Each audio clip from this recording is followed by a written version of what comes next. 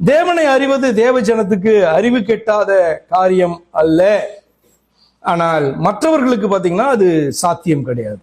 தேவன் இல்லை என்று சொல்லுகிறவர்களுக்கும் தேவனை அறிய முடியாது என்று சொல்லுகிறவர்களுக்கும் அது பாத்தீங்கன்னா தேவனை அறிவது என்பது சாத்தியமான காரியமே இல்லை. ஏன் அப்படின்னா அது அவர்களுக்கு அவசியம் என்று தோன்றுவதில்லை, அவர்கள் அதை விரும்புகிறது கிடையாது. ஆனால் பரலோகத்துல பிரவேசிக்க விரும்புகிற ஜனத்துக்கு தேவனை அறிவது அவசியம். இப்ப ஏன் மோசைகிட்ட இப்படி சொல்றாரு ஆண்டவர்? கர்த்தர்னா யார் தெரியுமா? அவர் இப்படிப்பட்ட தேவன். கர்த்தர் யார் தெரியுமா? அவர் மன்னிக்கிற தேவன்.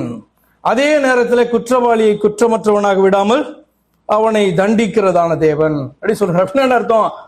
நீங்கள் மன்னிப்பு பெற வேண்டும், அதை என்னிடத்தில் தான் பெற வேண்டும், வேறொரு தேவன் கிடையாது என்று சொல்லி அவர் வெளிப்படுத்துகிற காரியம் எதற்கு? சும்மா பந்தா பண்றதுக்கா? மனுஷன் பாத்தீங்கன்னா பந்தா பண்ணுவான்ல, பிலிம் காமிப்பான்.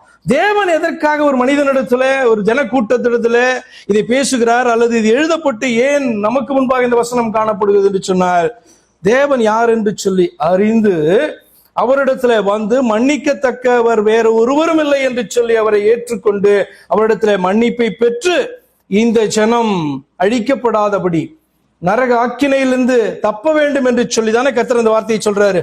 புரிந்து கொள்ளவே முடியாத அறிவு கெட்டாததான வார்த்தையை அவர் சொல்லலையே.